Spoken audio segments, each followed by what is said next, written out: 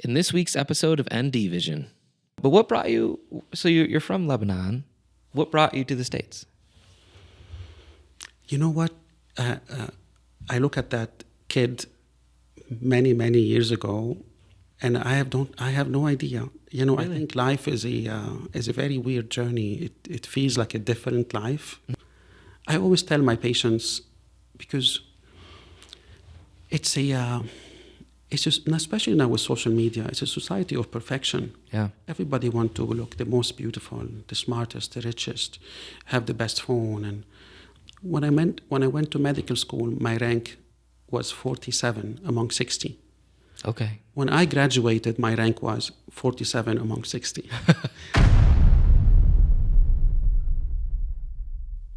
Hello and welcome to this episode of NDVision. I'm Nick Davis, and joining me today is one of the people that I highly look up to, and I managed to get him on the podcast with his massively busy schedule, and it's Dr. Kassas. Dr. Kassas, hello. Hello. Dr. Kassas, what is your full name?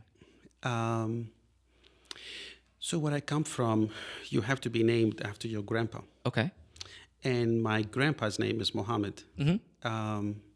My parents didn't like names that tells in that part of the world what religion you are. Sure. So they wanted a neutral name, which is Zahi. Mm. And so my first name is Mohammed Zahi. Okay. But I was never ever called Mohammed, and that's why everybody calls me Zahi, which in that part of the world, our names have meanings. Okay. So Zahi means the all colorful. It matches your personality for sure. As opposed to my twin brother, you know I have a twin. I did not know you had a twin. We're identical. Really? Yeah, and his name is Shadi, and Shadi means the beautiful voice. Okay. So there's Zahi and Shadi, and both of us are Mohammed Zahi and Mohammed Shadi, so my grandpa wouldn't be sad, but we were called Zahi and Shadi. Okay. We look alike, we are exactly the same, we went to the same classroom, we sat next to each other's, and our names are Mohammed, start with Mohammed. I never knew when they called Mohammed Kassas if they are calling me or calling my brother. Yeah. And I never knew if my grades on my report card are my grades or his grades, which worked very well to his favor. Because you got the better grades. Yeah, I hope he was not listening to the podcast. But so it's, but then it was worth it. Mm-hmm. At home we were called Zahi and Shadi, and even here it's a bit confusing because my license is, and wherever you find me, it's Mohammed Zahi, and so if you call me Mohammed, I wouldn't know you're talking about me. So it's Zahi Kassas. Zahi Kassas. Sorry about this whole lengthy answer. No. What part of the world are you from? Lebanon. Lebanon? Okay. We are born in Beirut. Yeah. Beirut is it's the capital. Mm-hmm. It's a beautiful city. It's at the shoreline of the Mediterranean Sea. Yeah. Over the years, I think it took when you say the word Beirut, it doesn't have people cringe because it was a big war, but it's the best place in the world for me. It's the most beautiful place in the world for me, and I miss it. I remember an episode of No Reservations with Anthony Bourdain. I'm pretty sure it was either Lebanon or Laos that he was in, where the war broke out while he was there. Yes, it was Beirut. Was it Beirut? Yeah, okay. Yeah. You know exactly what I'm talking about then?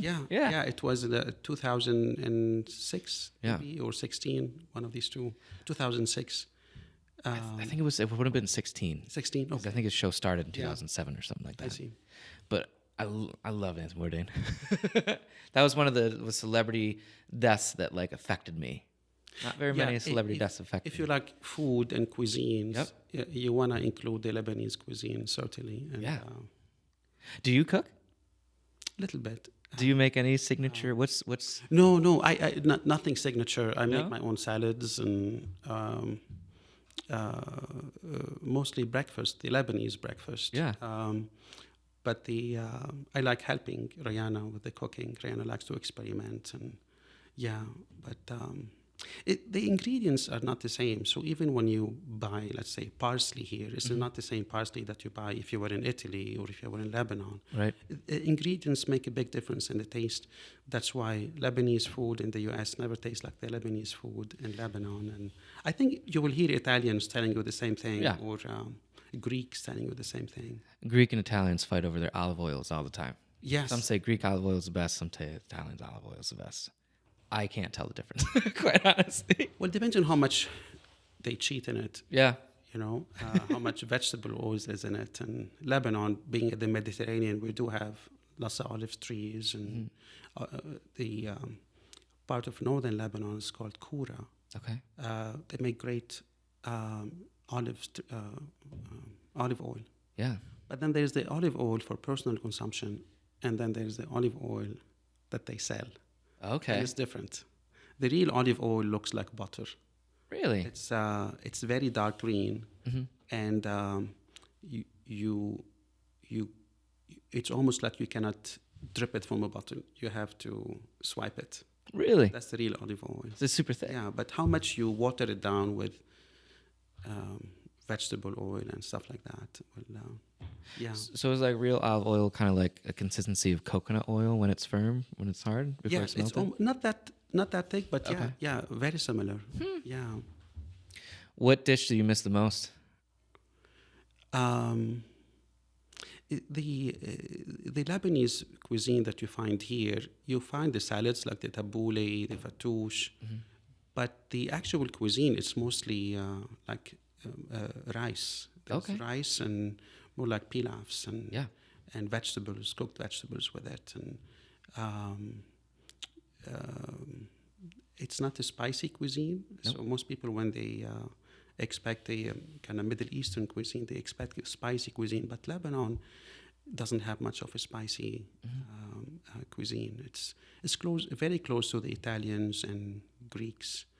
We keep fighting, like Turks, Lebanese, Greeks, Italian. We claim our right for certain dishes. Yeah. And nobody can tell really where it started first. And, but it's very similar. I'm half Puerto Rican, and a lot of people just think that Puerto Rico is Mexico, so they think it's spicy food as well. And Puerto Rican food is more savory and sweet. Like they have manfango, which is this plantain smashed with pork. Pork is their biggest. Pernil is their biggest like cuisine there is pork, and then manfango, and then of course you have your light seafoods. There's not actually a lot of seafood in Puerto Rico, which you would think it's an island that it would be, but no, it's like a dead zone. But what brought you? So you're from Lebanon. What brought you to the States? You know what? I look at that kid many, many years ago, and I have no idea. Really? I think life is a very weird journey. It feels like a different life to me at the time. We were a family of 4 kids and 2 parents. Okay. Is it okay? Please. So my older sister, we the twins, and my younger brother. My dad used to be an editor-in-chief in a publishing house. Oh, really? So he worked really hard, but pay wasn't so good. He would bring work with him at home. My mom was a housekeeper. She's the one who kept us together. And my dad would bring his work at home. Basically, it's whatever book the writer wrote in his own or her own handwriting. And then once it's typed, we would have to read the actual handwriting of the writer to him, and he would be going over the print to make sure that there were corrections. There were no computers, there were no Microsoft Word or anything like that at the time. So we would read the book, and we would take turn. Each one of us will take a chapter. So after school, each one of us will read a certain chapter, and this will be the case until like 9, 10 in the evening, Really? every day. At times, you know the meaning of my last name, Kassas? What No. Kassas means? No. Kassas means the storyteller. So your name is the colorful storyteller. Yeah, absolutely. Sorry, were you going to say that? I'm sorry. Yeah, so I think it goes in the blood that my dad liked to tell stories. And when we're not working on books, and it could be any book that publishing houses print. It could be economics, it could be history, it could be art, it could be poetry, which was really the hardest to read. Poetry isn't easy to read, so Yeah. we all cringed when it was a poetry book. What makes poetry harder to read? Because although we speak Lebanese, but written is Arabic. Okay. And Arabic is a language without vowels. So there are no vowels in Arabic. There are little tiny signs you put over the word. So let's say if I say BG, how would you say that if it's a word? BG? Say it as a word. Bg?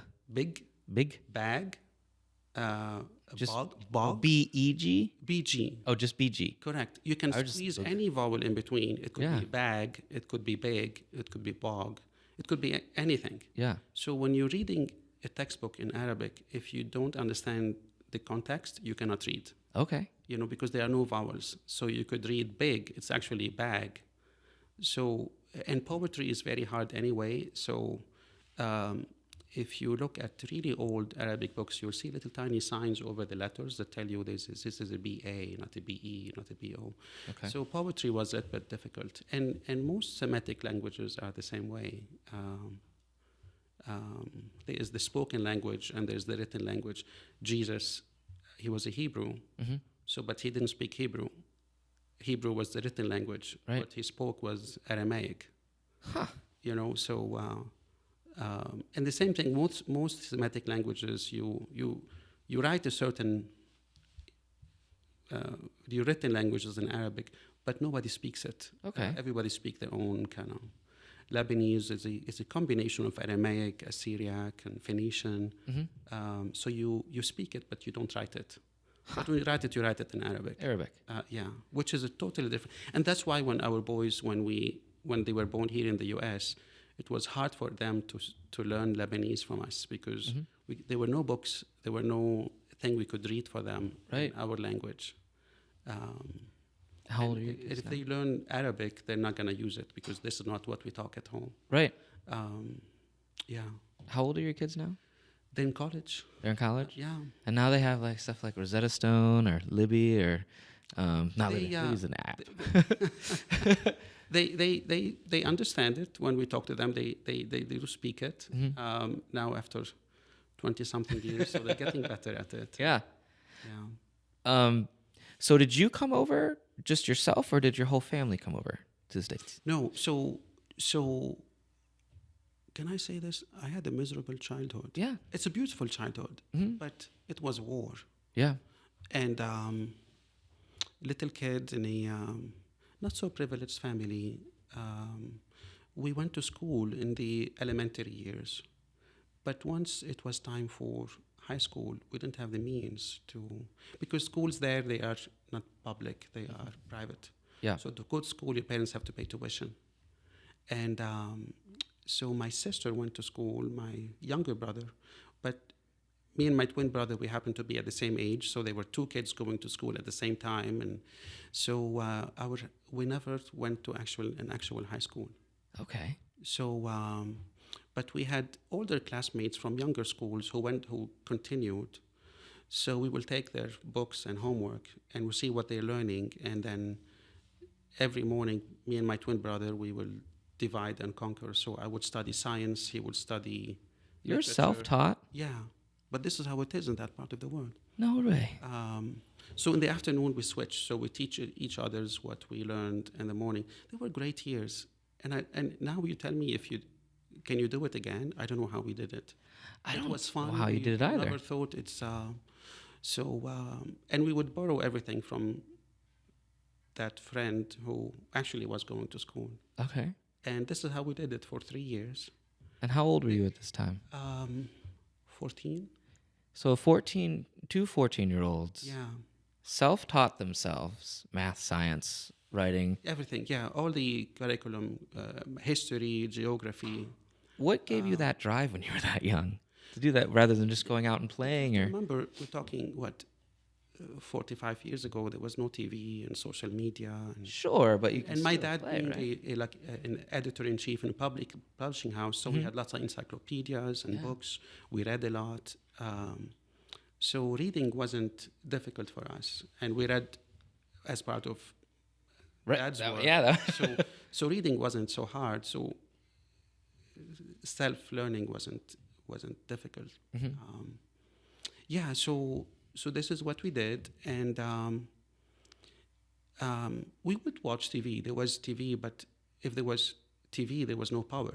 Okay. So most of our evenings were on candles, and if there was power, we would occasionally watch American series. Okay. Starsky and Hatch. I don't Starsky. I know Starsky and Hutch. know. Chips. It Yeah. was like a MASH was MASH on at that time. MASH. Yeah. Yes, MASH. But they wasn't like everything. Like they would put MASH one night, and then you never know what the next episode was, or it was It wasn't in sequence. it wasn't in sequence. Okay. So America was like a dream country. It was like that people actually live in homes, and each one has its own room, and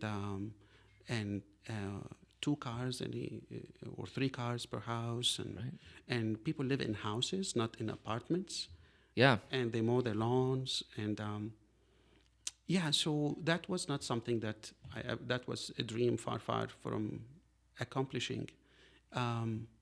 And then I don't know if my first exposure to an American was in 1983. Okay. 1983, I was 14 years old. And at the time, prior to that, it was the siege of Beirut.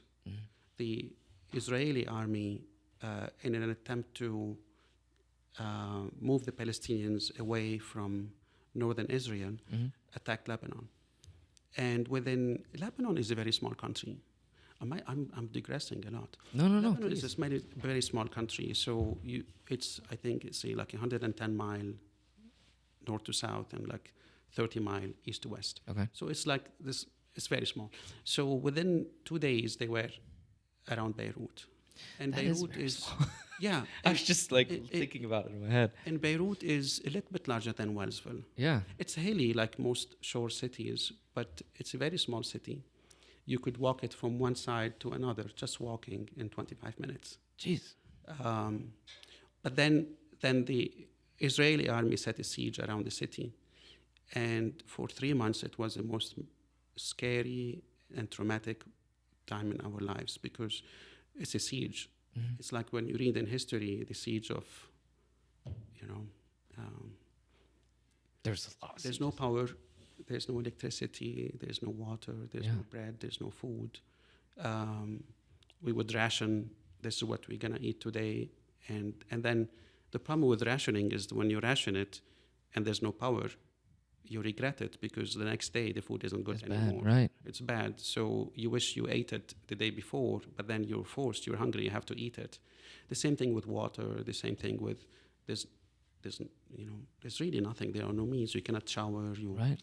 And one thing you don't read in history books, all the events, if you don't shower, you're dirty. And if you're dirty and when you sweat, and that part of the world, it's very hot, it's very humid, you don't brush your teeth, you live in dirt, it's not a pleasant feeling when you know that, okay, I will shower tomorrow, I will shower the day after tomorrow, but you live like that for months and months and months, no brushing your teeth, no showers. And on top of that, the shelling.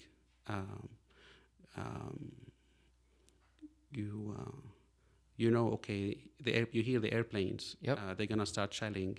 So we go down to the basement, and then they were old planes at the time. I remember they were Skyhawks, American-made Skyhawks. You would hear them dive, and okay, they're going to drop their bombs. And then they're going to drop the bomb. And then you hear something whooshing, and then you say, whooshing, pardon me. Not me, not me, not me, not on me. And then you hear the big explosion. You're talking about a very small city. Right.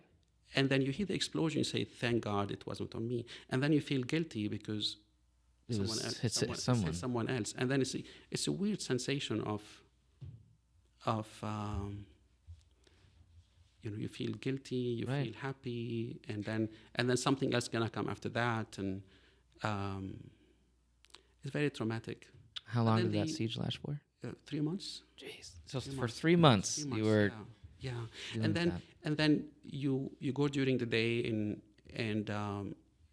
you go to bakeries, and if you can find bread, and of course people are stacked up at that bakery, and Yeah. we were little kids. Nobody's gonna allow us to take a turn, and nobody waits in line in that part of the world. Mm-hmm. So it was hard, Yeah. and then President Reagan said enough already, so he sent the Marines to Beirut. Yeah. So the Marines, see, now I'm becoming emotional. No, it's fine. This is just us talking right now. So then the Marines came in, and they separated. They pushed the Israelis back, and then they finally there was food coming in. There was, pardon me, I'm on call. Sure. And, I normally do this to my phone when I'm on call. I do this. Please don't. Yeah, so the Marines came in to try to create some sort of a civility to that part of the world, and it didn't work well for them at the end. But it was the first time we see Americans. Yeah.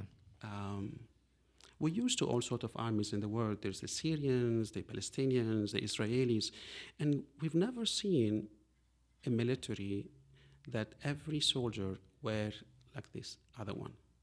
They all are wearing the same clothes, Yeah. all wearing the same hat. There is no Marine with a hat and a Marine without a hat. Mm-hmm. They are all wearing the same clothes, all wearing the same shoes. They're all shaven. Yeah. That part of the world, who shaves? Nobody shaves. But they're all like shaven. And they lived in tents. I don't know where they lived. But every day, any Marine you see, you could bet you won't feel nothing on their face. Right. They're all 100% shaven. Buzz cut, aviator glasses like the one Yep. Biden wears right now. What else? So that was your Yeah. first. My first exposure to an American. Okay. And then we would just go to the shore just to watch them. Yeah. Occasionally, they would look at us, but they were very busy with their things. And there was one time, when they landed in Beirut, they came in amphibian big tanks. I don't know what kind of tanks they were. They're huge, but there's no turret on them. Right. They just transport them. So they came from under the sea, and there was a Marine sitting on top of a tank, and we're little kids. We're standing like this, watching them, and then he did this, Oh, really? and we look around, and he's talking to us. Yeah. So we go, and then we got there, and I remember as soon as we got close to that amphibian thing, he smiled to us, and I could only remember those white teeth, all lined up, like someone just put them there, you know. And then he smiled to us, and he threw something to us. It was a Hershey chocolate, Oh, yeah. and we took it and we ran. When's the last time you had chocolate at that point? Or had you ever? Because we weren't privileged, we would never, go and buy chocolate. Yeah. So you would get chocolate if you visit someone and they hand you chocolate. Yeah. I think it was a Hershey chocolate because it was brown. Yeah. I never read the name at the time, and we never spoke English. So we ran away. We were so scared he's going to say, I want it back. And it was a good treat. And that was like the first exposure. And then They were almost many like a years superhero to ago, you. I'm sorry? You're almost like a superhero to you. Just showing up like that, I imagine, right? But the superhero, I don't know if you ever read the Wellsville newspaper at the time. John Anderson asked me, what brought you here? I said, someone, I don't know his name. Beirut is a city that doesn't have traffic lights. Right. So when you get into intersection, you have to be brave. Mm-hmm. And you have to show your authority. I'm going to pass. Yeah. You have to wait for me. Yeah. Sometimes people sign to each others. And our house was on an intersection. Okay. So At the time, the Marines did not drive Humvees; they drove Jeep Wranglers. Yep. And out of nowhere, our house was in the middle of the city, not on the shore. There was this Marines Jeep that was passing by. Mm-hmm. A driver and I assumed an officer sitting next to him. Yeah. They looked like gods. Really? Buzz cut, Yeah. blonde, clean, Oh, and sleeves rolled with like geometric precision. That side equals this side. Right. It's not like their sleeves are rolled, So that Jeep got to by our house. It's an intersection. It stopped. And now cars were going all around it, pardon. You're fine. And people were like, what are they doing? But the guy stopped. He was looking forward like this. Didn't look right, didn't look left, kept looking forward. The officer sitting next to him did not say go. That's what people do here. They just stopped. And they waited. Cars were going around them. They waited. And we in Lebanese were trying to go. Yeah. And Yeah. But they didn't care. Once there was no more traffic either way, he drove away. Wow. And we were like, wow, we want to live there. And this is really when we saw law and order. Mm-hmm. You're a Marine, you're a captain, you're such a privileged person living at the end of the world. You do it in the US, you do it there, no matter what. Those are the rules. And that was our first exposure to law and order and where every human matters. And Right. And this is really when we start thinking more about the US and went to medical school and the rest is history. So your whole family came over, or was Just just you? Just you. Just me. And what age were you when you came over to go to school, and how did you get into school? So Being self-taught. yeah, I think being self-taught, you study harder. Yeah, for sure. So we got into the Harvard of the Middle East is called the American University of Beirut. Okay. It's a very privileged university. It happens to be in Beirut. It's a beautiful campus, and most of the who's who of the Middle East goes to study there. Really? So you will see princes and kings and prime ministers, and who are all the graduates of the American University of Beirut. Wow. And for us, it was almost impossible to go there. That same friend who was helping us through high school, he had a teacher who taught him how to prepare those entrance exams. Mm-hmm. So I studied English. He studied, my twin brother studied science, and vice versa. We taught each other, and we passed the entrance exam. How? We have no idea. I remember my dad crying. Yeah. I've never seen him crying. He was always a tough person at home. And he says, I never could imagine that my kids would go to, we call it AUB, American University of Beirut. Okay.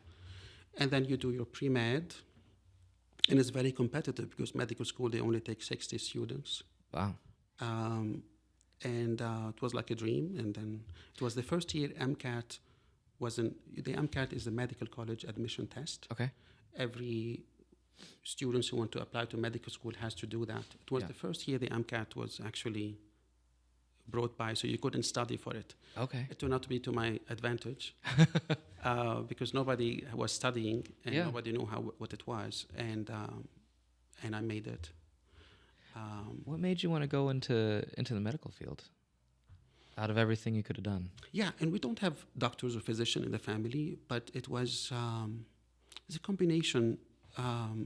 We liked science, we liked biology, me and my twin brother, and the war and seeing the people hurt and injured, and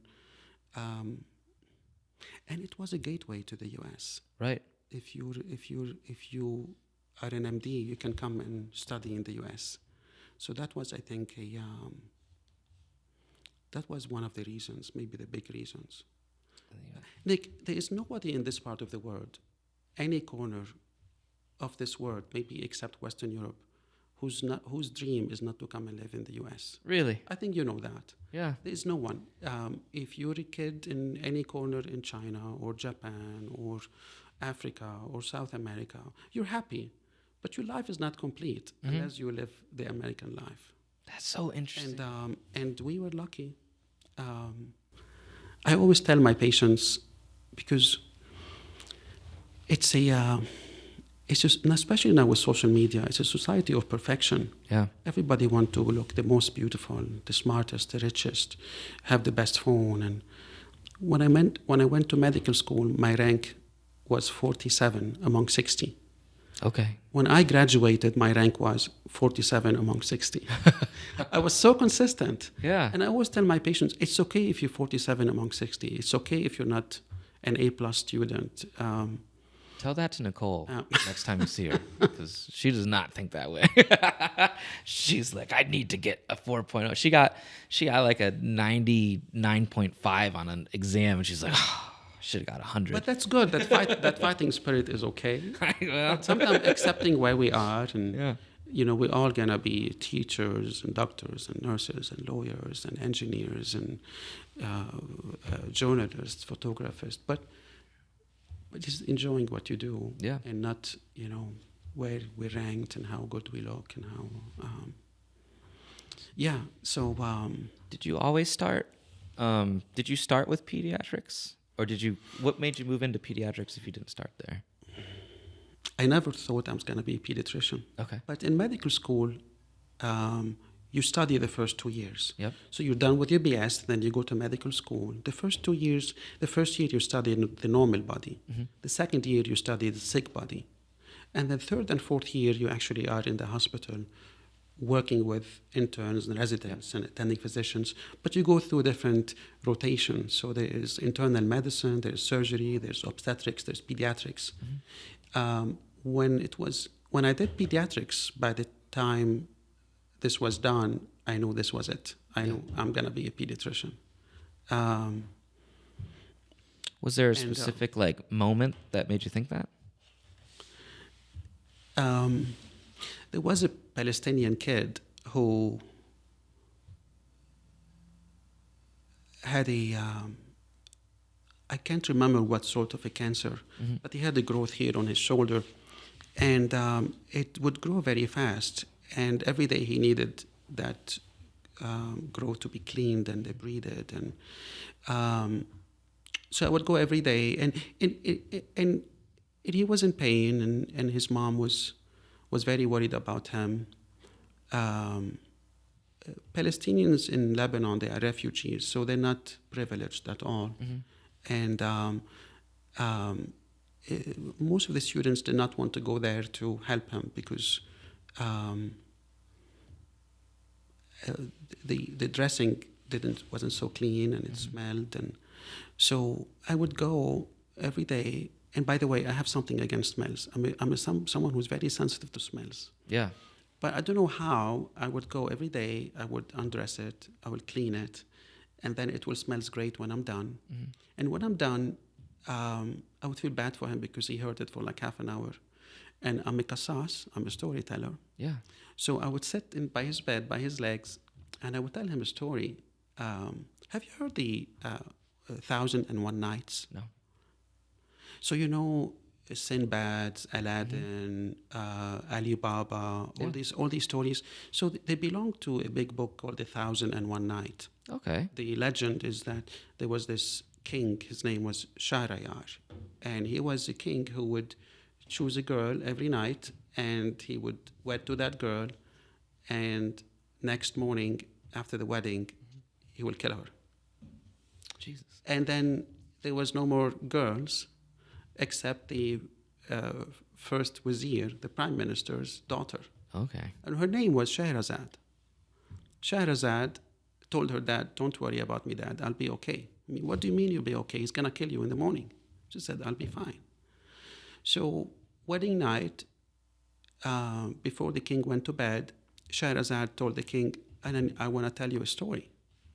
So she would tell him a story, get into a cliffhanger, and the light comes up, and it was time for her to die, but the king wanted to hear the rest of the story. Right. So she will say, "The light is up, Shahrazad need to go to bed. I will tell you the rest of the story tonight. And so forth. It was 1,001 nights. Every night, Shahrazad would read the story to the king until the king passed away. Wow. And Shahrazad survived. And those stories are Aladdin, Ali Baba, and in the movie Aladdin, they put them all together. So Ali Baba is part of the Aladdin story. It's a different story. So I know these stories by heart because Dad used to read them to us. Yeah. So I would sit by his bed and I would tell him a story. And so there are so many different stories, and he would love it. And I would walk out of the room feeling good. Right. And then one time I came to round and the child was no more. Okay. Passed away. And his mom came to me and she gave me money. She said, "This is for you for making my son happy." And I said, "No, we don't take money here." Right. And I remember I hurt her feelings because I didn't take the money for her. She wanted to do something to me. And I felt like this is me. I want to do this. And I bore my patients sometimes with stories. I tell them that they may not make sense, but this is how it is, and this is what I like to do. Well, that's one of the things that I was getting a little emotional when you were telling that story. Goodness. It's one of the things that drew me to you when we first, because I met you, obviously. You were my doctor when I was younger, in and out. I remember you used to come in and do like the physicals and everything, and you would always make us laugh, and were very nice. And then I had kids, and we're like, who is going to be our pediatrician? I'm like, Dr. Kassas. And everybody's like, well, he's really hard to get into because he has a lot of patients. Like, no, it's going to be him. And I just figured the easiest thing to do would just be to reach out. I think a lot of people get scared because they hear certain things about something and they're too afraid to actually do it and take the step to just reach out to somebody or reach out to a practice. Yeah. We're lucky in Wellsville because I know there aren't too many doctors and physicians. Yeah. But we are a small community and we all look for each other's. And it means a lot when one of my patients become a dad and make me feel like a grandpa. This is true. That must be very heartwarming. Just hearing your story now and understanding why one of the reasons that you went into pediatrics was to mainly help. And that's one of the things I respect most about you, is that I can tell that you're not just trying to solve something or going through the rounds as you would from what you learned. You actually care about the patients, and you talk to them and you make them feel at ease with shots, and that just means a lot as a parent. Seeing that, I don't want to get too gushy right now. Because I do want to ask some more questions. Why Allegheny County? Why Wellsville? What brought you here? Did you continue schooling when you came to the States? Yeah, I came to the state, Syracuse, where I did my training. And then they asked me to stay an additional year. That's called chief residency. Okay. And during that time, I realized I was going to become a GI specialist, treat kids with GI problems. Yeah. So I got my fellowship accepted in New York City, Albert Einstein University. And until we got a letter from the CEO at the hospital here at the time, Mr. De Berardino. Okay. He was the CEO. He sent a letter to my program that says, we need a pediatrician badly. And we're willing to sponsor a green card for those physicians. Yeah. So tell us who you have. So at the time, the program director in Syracuse came to me and said, are you interested? So I called Mr. De Berardino. He said, you sound very sophisticated. You're not going to like it here. Which I don't know is maybe my accent, or he said, maybe you're not going to like it. Yeah. I said, we can visit. Mm-hmm. And he said, okay. So he gave us directions. At the time, there was no Google yet. Right. There was no Google Map. There was no GPS in cars. So I wrote down his directions, and we drove. But instead of going to Wellsville, we went to Bath. Uh-huh. We were lost. And we got more directions, and finally we came to Wellsville. And it was the balloon rally Yeah. It's the festival they do on Main Street, Yep. It's where just Main Street is Fest. closed, Yeah. and there are kids everywhere. There are kids right and left, and Rihanna and I, we look at it, and she tells me, "You're gonna be busy," and that was scary. Yeah. I wasn't expecting a small town there are so many kids like that. But now I know that most of the kids, they're not from Wellsville, they come Right. from the periphery. So we had a great interview, and then we were driving back to Syracuse, and we got lost. We were in Bath again. Do you live in Bath? Did you there's this McDonald's in Bath. Yeah. Every time Rihanna and I, we pass by on 86 and we see that McDonald's, we know this is where we got lost, this is where we sat down and we regrouped, and we figured out how to go back to Syracuse. Yeah. They were trip tickets. I don't know what you remember what trip tickets are? No. You stop at AAA, you say, I'm going to Wellsville, New York, and they get those little tiny lengthy road maps, and they actually draw to you where to go. Really? We didn't do a trip ticket at the time. We didn't go to AAA. You pay like $1 or $2, and then they give you that. Okay. Instead of opening a Big Mac. Yeah. Because when we heard about Wellsville initially, we looked in the map, and you couldn't see Wellsville in the map. In the printed map, you would not see Wellsville. Yeah. And then I was having second thoughts whether to come in or not. And what year? What time frame was this? 1998. 98. Okay. Yeah. So then Mrs. Mona Carbone. Oh yeah. She drove all the way to Syracuse, and it was one of those weekends when there was a tornado in Syracuse. Oh geez. So there was no power, there's no electricity, roads were closed, and roads terrible shape. She called. She said, "I'm in Syracuse. Can you come and meet with me?" So I go to her hotel. We meet at the lobby. And she tells me all these good things about Wellsville. Please give us a chance. Come back for another interview. We would love to have you. I'm not a competitive person. I think during the first interview, they said, well, we're interviewing other people. So when they said that, I thought my luck, they would never take us. So we never really pushed for it. And we thought, well, good luck for whoever want to take that position. And we never pushed for it. So when Mona Carbone came in, she said, you were the best interviewee, and we loved you, and give us another chance. Yeah.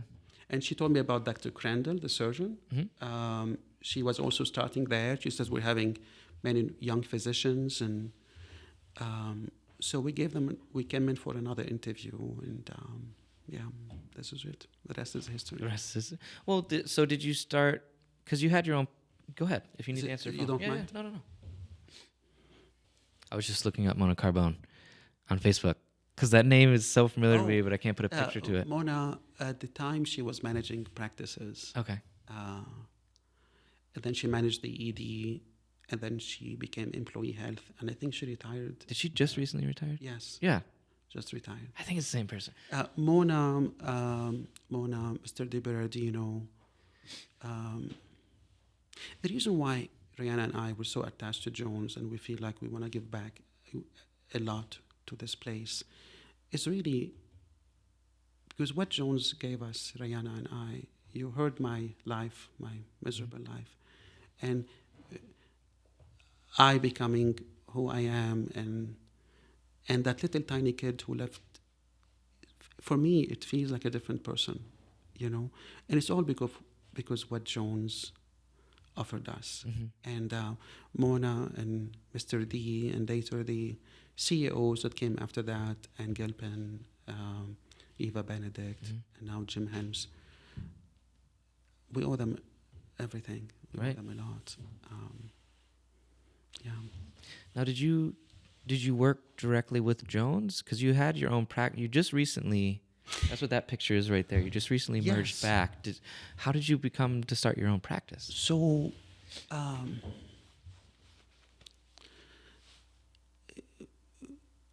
my first day as a pediatrician in Wellsville, I would go to the office as a Jones employee, and I would say, when a patient come in, call me. I'm at home. Yeah. So I'll be at home, and then they would call me, say, there's a patient. And I would go see the patient, and there was nobody. Right. At the time, Dr. Miller was a very busy Yeah. pediatrician, and everybody knew Dr. Miller. And he told me, it's going to be slow, but trust me, you're going to be busy. But then it got busier and busier, and it got so busy that once my contract with Jones was over, it's supposed to be 2 years. Yeah. It was 2 years, and then we were supposed to go back to Albert Einstein and become a specialist. But then I loved the work, working in Wellsville. I love the patients. And can I go back? Can I regress? Yeah, please. So American University of Beirut was founded by mostly 2 American missionaries. Okay. Lebanon is a Catholic country, and mostly the French have a big influence there. Jesuits and Catholics, and I don't know what happened to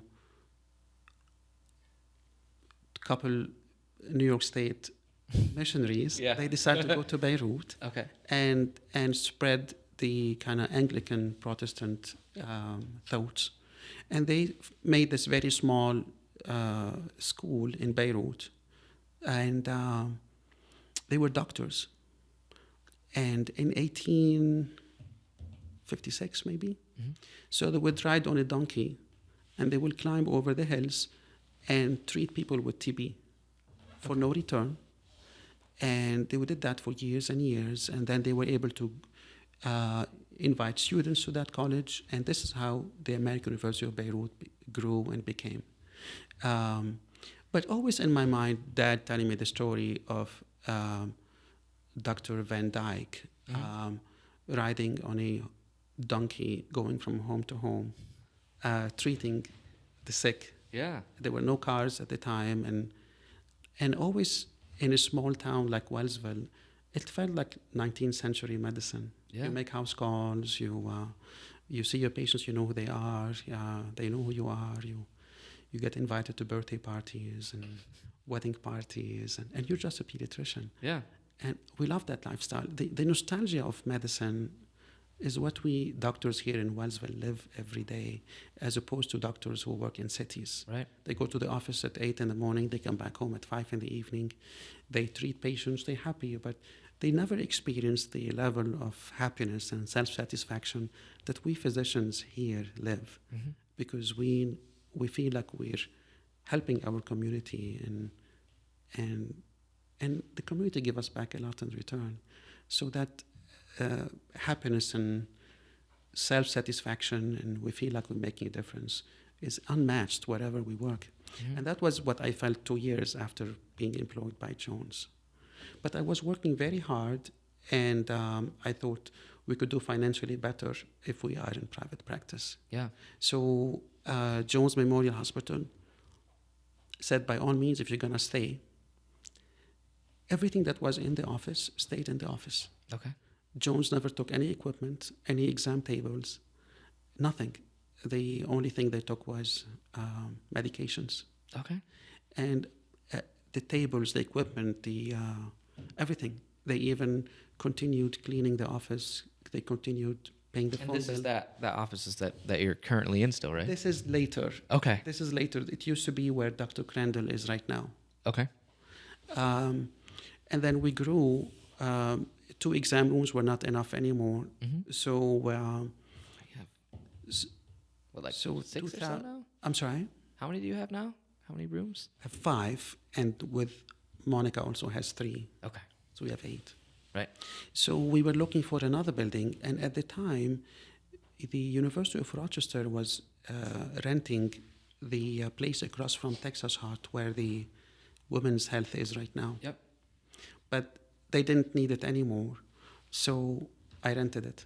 So that was supposed to be my office. Okay. But then the hospital, Jones, decided that they want to put their doctors there. So Ann Gilpin showed me this building, and she said, we can make it your office. Right. And I loved it because it's pushed back, it's private, And You kind of feel like you're heading into some rich area driving down that driveway, that windy driveway right there with that it's massive. beautiful. The trees, Yeah. which is sad because the trees are sick. They're dying right now, and sometimes they have to cut them. And and this is how it is, and this is how it was, and And now it's connected. now it's correct. Yeah, you can go home. I That's, have an electric scooter now, so when they call me to the hospital, I take my electric. you just zip over there? Yeah, but not with a snowy and icy weather. Yeah. So I take the electric scooter and Your until vehicle's electric too, right? yeah. It's a Tesla. What model Tesla? Well, I used to have the Tesla, the S. Now it's a Mercedes. You have an electric Mercedes, all electric? Yeah. Or is it hybrid? Is it fast? I hit a deer with a Tesla, Okay. and it hit the windshield, and Teslas are very expensive to maintain. Yeah. So the insurance company thought it's better to give me a big check than to fix it. Yeah. So they totaled it, and that's what happened. They're fun to drive. When you're driving a Tesla, you see all the teenagers driving in front of you, behind you, Yeah. right, left, taking pictures. Tesla has an appeal to it. They're fun to drive, but they brake quickly. Yeah. Maybe I shouldn't be saying that. No, it's fine. They're clunky. They're very Well, clunky. you had it. I mean, you had it. You were Very kind of like clunky one of the cars. first generation. Like you had one of the first generation ones, though, right? Yeah. They probably changed. They're better now. Yeah, I hope so. I was listening to my wife and I were listening to Joe Rogan's podcast with Elon Musk, and how they were explaining everything. And they have the new truck out now, and Joe Rogan shot his bow and arrow at the truck, and it didn't even penetrate it; just bounced straight off, which is wild. But if you ever need someone to drive your electric Mercedes, I know a guy that volunteers at. Oh my goodness! Anytime. Oh, don't say that. I'm not a big fan of driving. Really? Yeah. I love it. Oh, how did you learn to drive? I think I was my last year of medical school, so I Last year was of like 24 years old. Okay. Yeah, I learned to drive. Who taught you? Or you self-taught again? My dad. Your dad? My dad. Yeah, it was his. He passed away that year, and he taught me then. And Sounds one of it's the hard last to things drive in a like- country where there are no traffic lights, where there are no Right. rules, there are no road signs, and nothing like that. So driving in the U.S. is such a breeze. Now, when you go to, have you been to Manhattan? Yes. Have you driven to Manhattan?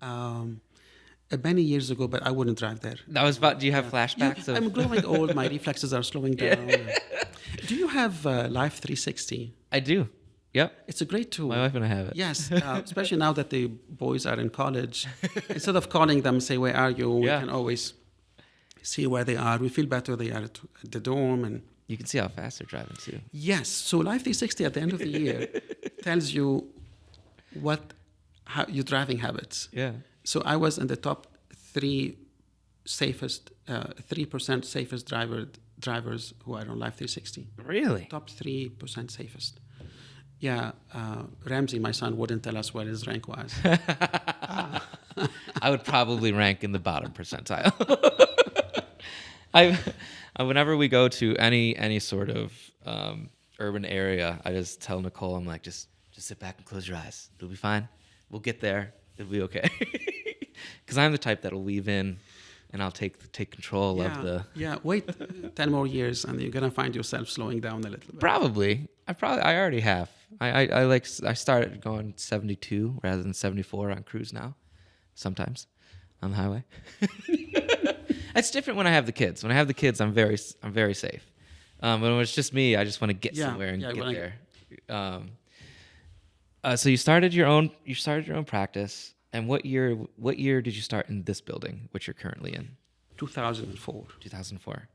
And did you purchase the fire truck bed? Yes. Yeah. So it was an empty place, so we had to purchase everything, and we were the first to establish an electronic medical record at the time. Really? So since 2004, we stopped writing papers. The first doctors would need to write, and It was 2004? yeah. That seems So very in late. town, yeah, we were the first to have an electronic medical record. Wow. And then Jones got a system, Mm-hmm. and then it went. Yeah, so I like techie things. Yeah. I'm like you. I can see that. Electric cars, EMRs, Yeah. and one of the main reasons why we wanted to join Jones, in this picture when we joined them. And what year was this? This is almost 2 years ago. 2 years ago, Okay. 2022, was part of the partnership with the University of Rochester. Jones was getting a new electronic medical record. It's called Epic Yeah. e-records, and it was such a what's the right word for that? Blessing. Blessing, yeah. And it's a great system where you can see everything. All the doctors who use that, all the hospital who use that. Let's say you go to San Francisco on vacation and you go to the emergency room in San Francisco. That note, those labs are actually, I can see them. They are in your chart here. Really? You know, so doctors have a better way of sharing information and making our lives much easier. And patients have the My Chart, and so that was a big step towards improving healthcare. And please take it. I'm sorry. Of course. Your red stethoscope really pops in that picture. Yeah, because I lose it all the time. And I looked around at the hospital. Nobody wears a red stethoscope. Yeah. So I got me a red stethoscope. So if I lose it, everybody knows it's mine. You're right. That's why I have a big orange jacket. And people are always like, oh, goodness, you look like a traffic cone. I'm like, but my kids know where I'm at all times. And if it's left somewhere, I know it's going to be there. One thing I wanted to talk to you about, and now hearing your story, I can see how you breeze through. I remember coming in, and this is just my personal story. I remember coming in, and it was right in the middle of COVID with Gwen. And I was done. I lost it. All my restraint and pain, because it was a doctor's appointment with another physician, and they obviously wanted to test for COVID, and I'm like, I know she doesn't have COVID. I know her symptoms. We just need a note saying that she can go back to school, and it was just getting so frustrating. How did you deal, as a physician? How did you deal with COVID when everything shut down? Was it what was your mindset there of okay, this is what's happening now. This is what we need to do. We're gonna get through this. Yeah, we never knew anything about this virus, right. And before it mutated and it became this mild sickness that it is right now. It was a very deadly virus, right. And we've never been through a shutdown like that, so we all had to adjust and doing telemedicine visits, and we realized, Monica and I, that we're not going to do that. Mm-hmm. So we kept seeing patients at the office. Would wear a mask, and luckily we kept taking care of it. But then the world had to open up, mm-hmm. and there were lots of adjustment. Yeah. And there was lots of confusion, if you remember. Oh, I remember. We used to say, don't wear mask, and then wear masks. Yep. And now we know masks don't really do much difference. But we had to wear masks, and then stay at home for 10 days, and then stay home for 5 days, and then but you have to wear a mask for 5 days. And so the rules changed a lot. And I found it amazing how all the epidemiologists in this country, academics, when a epidemic like this hit us, and everybody was waiting for the bad flu, that mm-hmm. big flu is going to hit this year or next year, we got caught with our pants down. Right. And nobody knew what to do. There was no test for the COVID in the beginning. There mm-hmm. were no commercially available tests. All the tests, the elements to make the test were all in China, and China was shut down. And right. So we couldn't do anything, and you would assume that the hospital could do some tests, but it took a while before we could do tests, and we were all in the blind. It was a catastrophic period, I think. We all... I just went through, and it's a sad part of our history. I just know that as how hard it must have been being a physician, because looking back, because I blew up on and I've apologized for it since, No, but no, well, but no, I blew up because I had just my son had just had COVID, but he was asymptomatic, so he didn't have any symptoms, and during this time, the schools were just didn't know what to do. No one knew what to do.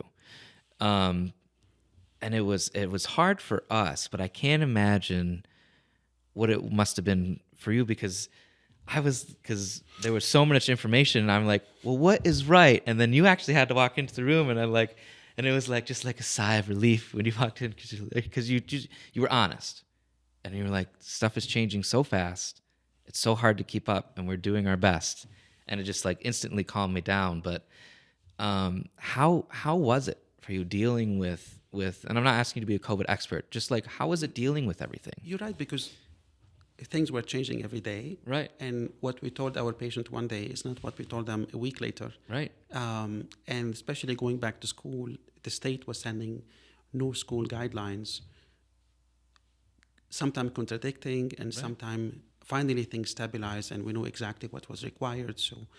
So it was hard to collect that explanation, and Right. it was frustrating for patients, for parents, for us. It's hoping we never go through that again. I hope If not. anything comes out of COVID, is that now we know better what to do. And, Right. And but pediatrics is always the art of Patience. patience. Yeah, because you want to treat your patients, the young, and you also want to explain a lot to the parents. Right. And, yeah. Do you find that that you are, like you just said, you're more treating the parents as the kids get older, because especially new parents, when they're coming in and they're not used to their kids getting sick. So like a kid gets a sniffle and they're like, oh my gosh. They go on WebMD and they're like, my kid's dying, I gotta come in, and then you're like they're like, Yeah, okay, hold on. it all starts with your first visit with a patient. Yeah. And it's easier for me right now than it was before, when you want to tell them it's just a virus, it's just a cold, you don't need medicine. I think over time your patients know how you work, and they expect that. But you cannot blame a parent coming to see you when it's a cold, because is it really a cold? Right. Is it pneumonia? Is it something more serious than that? And so and I feel like Monica and I, we have the best patients in the world. Right. For us, it's very easy, and we really feel very lucky in that our patients do trust us, and we make mistakes. Nobody doesn't make mistakes, but luckily they're very rare, and most of our shortcomings is sometimes I find myself too busy. And sometimes I'm a little bit late calling someone back. But those are mostly, even when with our shortcomings, I think we have the best patients in the world. Can I tell you a funny story? Tell me. Moving off into a lighter subject. I remember when we had Gwen. So Gwen was our first. When we had Gwen, you came in and you trimmed her fingernails and you put them in a little Scotch tape, and you're like, here's her fingernails. And we're just thinking to ourselves, like, what the hell are we going to do with these fingernails? And now, though, we look back and we're like, oh, her first fingernails. So the biggest thing, because Nicole and I were kind of the first in our friend group we were the first to get married. We were first to have a serious relationship. We were the first to have kids. So whenever my buddies ask me, like, what advice can do you give? This is before they get bombarded with advice. And I'm like, well, listen, you're going to get bombarded with advice. Don't listen to anybody. You're going to find your own parenting style. You're going to find your own way. The only thing I can tell you is don't take anything for granted. Don't blink, because that's what I took for granted. And now my daughter's going to be 10, and I'm freaking out that she's going to be in double digits, because I've been like a dad for 10 years. I can't believe she's 10 already. I can't either. If you ask me, when you say her name, I think of the 4-year-old. Yeah. The 10-year-old. Yeah. She was tiny. But it was just funny. Like, what are we gonna do with these fingernail trimmings? And now they're in her baby book. We look at them. We have the first piece of hair, the first tooth. She was scratching herself. Yeah, she was. She was. We had and then we purchased those little mittens so that we could stop her from doing it. I do, what's your favorite, without naming any names? What's your favorite story that you have in all your years? It's what kids say. Yeah, You know, it's you could probably write a book on what. yeah, yeah. So we have part of every patient chart that we can write things that they cannot see. Like sometimes if we have identical twins, I Yep. put to myself notes. So and so has black eyes, and so have blue eyes. So when I see them the next time, I don't. I know who's who. Right. I can call them and I look smart, but it's really I'm not smart. I see that. Well, you are smart because you're a note so taker. So sometimes kids say stuff, and I write them in their charts in that part. So when they graduate, I'll tell them, "You told me this one time." Right. There was a child who came in for his 4-year kindergarten visit, and now he graduated, and I put something there what he told me. He had a baby at the time, and I asked him about his baby. Is this your brother? He said, I don't know, but he lives with me. So I wrote that. Oh no, he lives in my house. He wasn't so happy having a brother, Yeah. having a baby. So I wrote that. Those things like this. So when he went to college for his college physical, I told him the story, and he wouldn't believe that he would say something like that.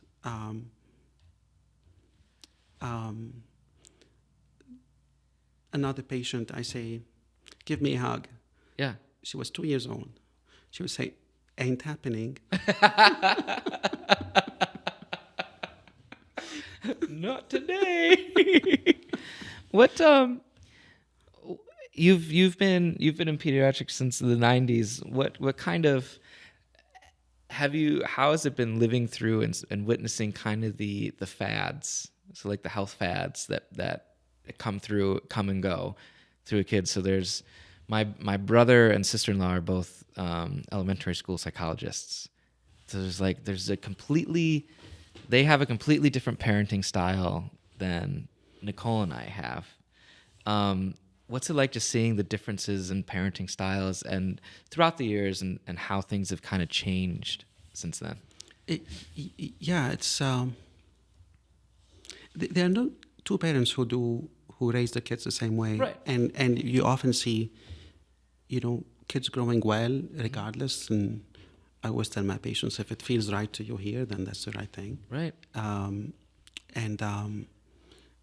The one thing that I always regret, but you cannot expect kids to grow how you grew. Right.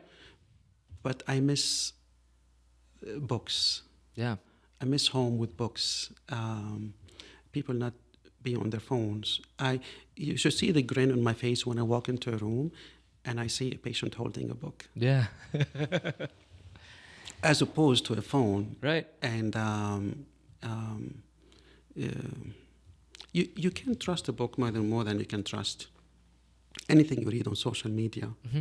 And when you read slow, you think, you remember,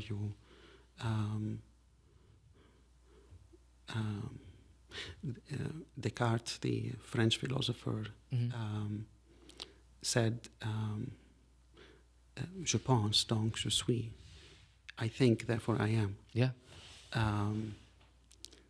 I don't think we're thinking. I think everybody's reading social media, and I just wish people would read again, will have books and discuss books, and Glenn loves to read.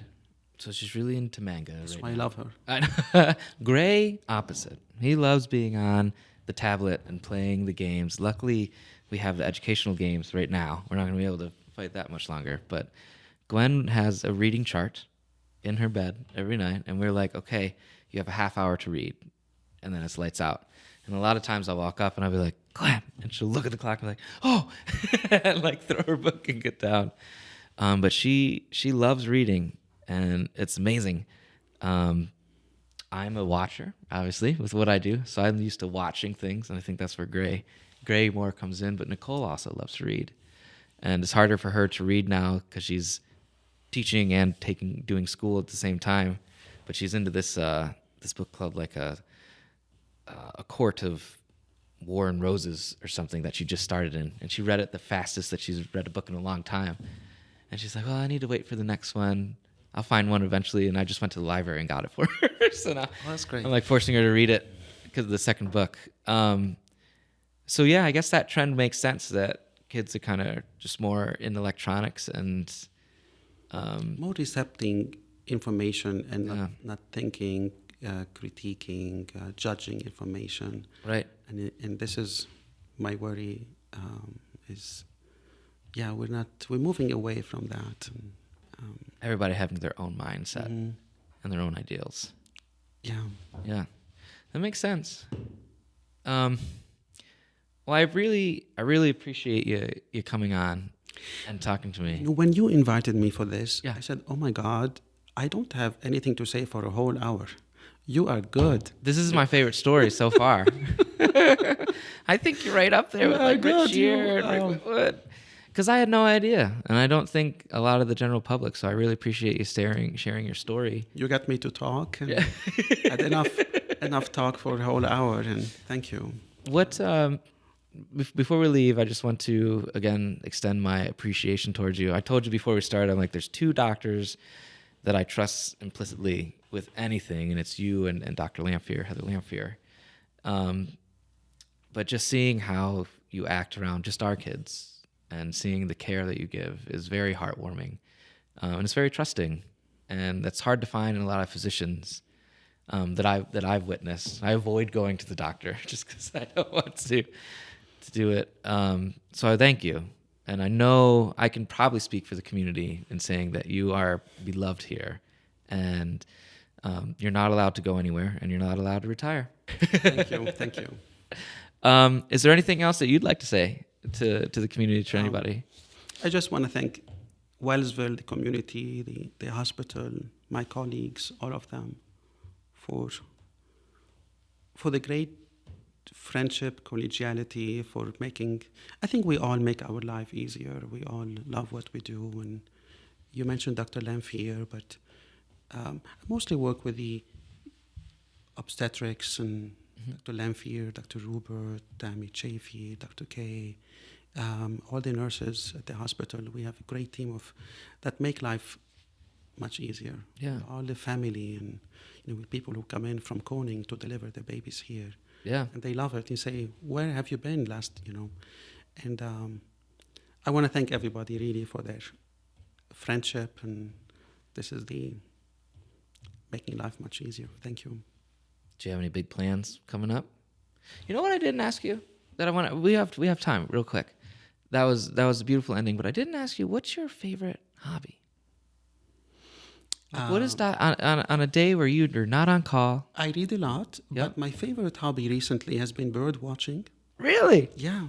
Do you have binoculars? I'm learning photography. Okay. I'm learning photography, so just take bird pictures, and mostly bird watching. It's so relaxing, and so we have bird feeders at the office. Yep. I don't know if you saw it. Bird feeders at home, and my neighbors, the McGraths, they have a bird feeder, so I'm always looking at it. There's something relaxing about birds, and What's your holy grail bird that you really want to see? I like the cardinals. It's so relaxing seeing a cardinal. Yeah. Yeah. A cardinal. Okay. What would be your bucket list bird to see? Now that you're into it more. The bald eagle. The bald eagle. You haven't seen one yet. You know what? I saw it far away. I took a picture, but as soon as I took the picture, it flew away. Yeah. So I want to see it live and see it close. Yeah. Monica told me there's a nest close to their house, so I want to make a trip to check it out. The Andover Ponds, they have a couple nests for bald eagles. Alma Pond has a couple nests, or Beaver Lake, whatever you want to call it. Oh, that's great. Yeah, maybe spring. Yeah. So what kind of camera are you shooting on? I have a Sony Yes. A7. Yep. A7, yeah. I'm a Sony guy. Oh, you are a Sony? Yeah, I have the A7 IV, which is my secondary camera to the Blackmagic But, there. it's an A7. It's like too complicated for me.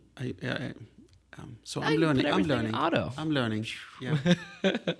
And then if you get a Android phone, you have 100 times zoom on an Android phone. Yeah, I want something small like this so it fits in my pocket. Oh yeah, this That's is pretty big. Yeah.